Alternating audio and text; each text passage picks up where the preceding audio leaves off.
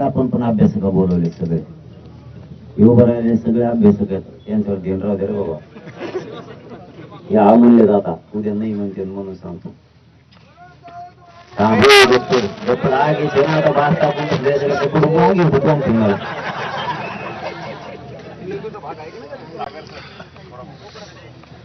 आपण त्याला मागण्या केल्या त्याच्यावर त्यांनी मसुदा तयार केला. 58 कुणबी नोंदी सापडल्या होत्या आपलं असं म्हणणं आहे. त्या कुणबी नोंदी त्याचा दस्तावेज आम्हाला द्या म्हणजे आम्ही मराठा समाजाला फोन करून सांगू की तुमची नोंद निघाली म्हणून. त्यांनी ते देण्याचं मान्य केलं. केलंय का? हो हो म्हणते. आणि मग त्यांच्याकडे जोरात बोलते ना तुला काय माहित माझ्याकडे नावात कसं आहे तिकडं हो म्हणले.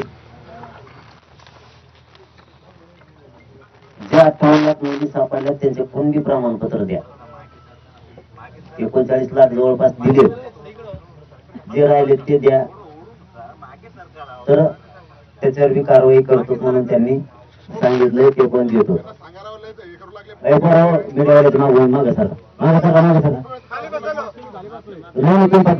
सारखा एक एक फूट 2 फूट मागे सारखा सर्व बरोबर त्यांना त्रास नका देऊ.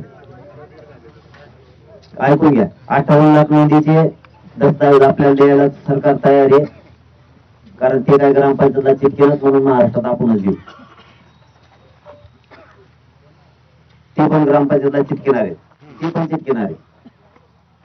58 लाख नोंदीचे प्रमाणपत्र द्यायचे आणि दिलेल्या प्रमाणपत्राच्या व्हॅलिडिटी पण द्यायच्या.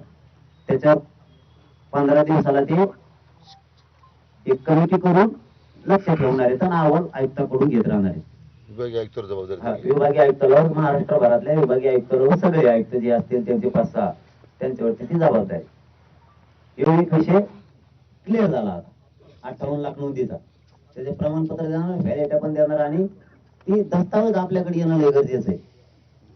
म्हणजे आपल्याला लोकांना सांगता येईल. आपल्या लोकांना मोडी वाचता येत नाही. मराठीत जर ग्रामपंचायतला ते म्हणून मुकली निघली हे म्हणते अर्ज करीत नाहीत. त्याला मोडीत वाचता येणं केड बेड लिहिलंय त्याला काय काय त्याचं नाव म्हणून. त्यामुळं आपण ते त्या नोंदीचं अभ्यासकाकडून त्याच्याकडून आपण त्या सगळ्या राज्यात देऊ आणि ग्रामपंचायतला सरकार पण द्यायला लागलं. म्हणजे आपलं एक काम ते सुटसुटीत झालं. थांबा ना टाळ्या आधीच असतात काय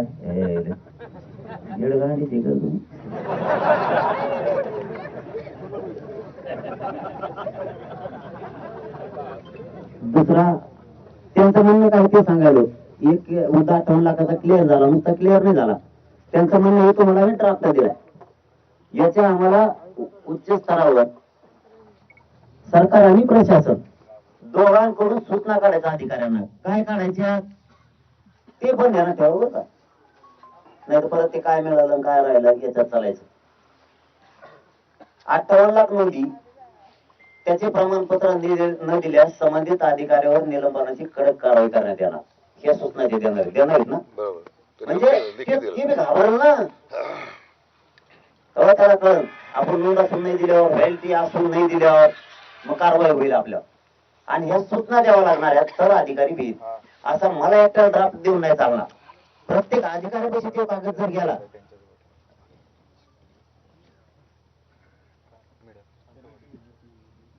ते जर अधिकाऱ्यांकडे गेला तर आपले लोक दाखवते हे सरकारने काढलेल्या सूचना आहेत याप्रमाणे काम करचाल.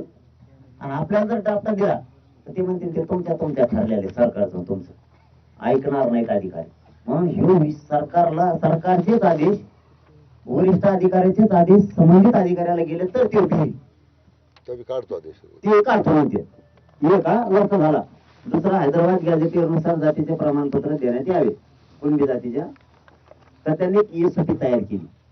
म्हणजे नियमावली सुलभता थोडी जर किचकट असेल तर सुलभता आणायला त्याच्यावर. तर ESOPतला मेळा आपल्याला कळत नाही.